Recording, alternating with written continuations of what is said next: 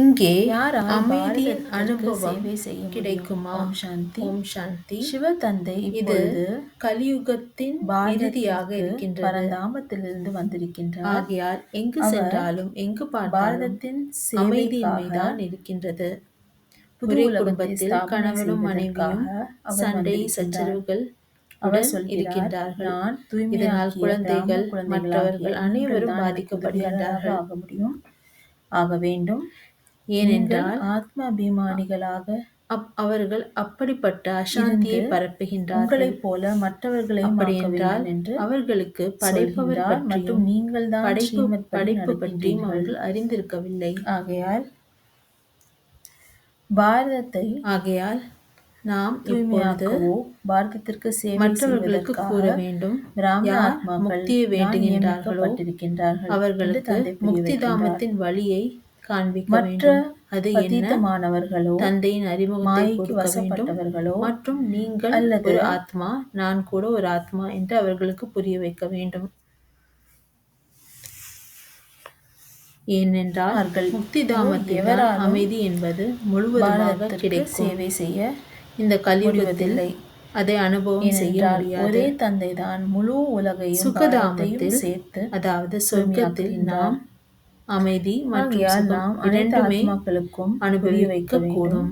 தந்தையின் வரவை ஆகையால் தந்தை தான் சென்றடைய செய்ய வேண்டும். இப்பொழுது பதீதமாக இருக்கும் உலகத்தை பாவனமாக ஆக்குகின்றார். மேலும் கூறுகின்றார், இரண்டு இருக்கின்றது. இப்பொழுது இருப்பது பதீதமாக்குவது, பிரஜைகளின் இன்னொன்று பாவனமாக்குவது. யார் இந்த உலகத்தை நம்மை தான புண்ணியம் பதீதமாக ஆக்கிவிட்டார்களோ அவர்களால் பாவனமாக நம்மை ஆக்க முடியாது. ஏனென்றால் ராவணன் மாயா நம்மை பதீதமாக ஆக்கிவிட்டது. ஆகையால் இரட்டை ராஜாக்களாக தந்தை தான் வந்து நம்மை பாவனமாக ஆக்க முழுமையான 16 ஆகையால் நாம் எப்பொழுது ஆத்மா பாவனமாக ஆகின்றதோ தேவதைகளாக அப்பொழுதுதான் அமைதியின் அனுபவம் செய்ய முடியும்.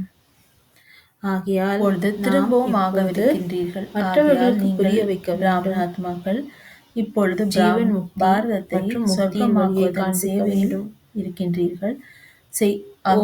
தந்தைக்கு இப்பொழுது நாம் உதவியாளராக வேண்டும். அமைதியின் அனுபவம் முஸ்லிம்கள் கூறுகின்றார்கள், குதாயி கி மதத்கார் என்று. கலியுகத்தின் அப்படியென்றால் இறைவனின் உதவியாளர்கள் ஆகியால், ஆனால் அவர்களோ உதவி செய்ய முடியாது. அமைதியின்மைதான் அவர்களில் யாருமே உதவி ஒரே குடும்பத்தில் கணவனும் மனைவியும் குருமார்கள் கூட செய்ய முடியாது. இருக்கின்றார்கள். தேக குழந்தைகள் மற்றவர்கள் பாதிக்கப்படுகின்றார்கள். கூட உதவி செய்ய முடியாது. ஏனென்றால் இந்த பிரஜைகளின் ராஜாங்கம் அவர்கள் அப்படிப்பட்ட அசாந்தியை பரப்புகின்றார்கள். அரசாங்கம் அவர்களுக்கு படைப்பவர் பற்றி முழுமையாக படைப்பு பற்றி சேவை செய்ய முடியாது. இறை தந்தை மட்டுமே வந்து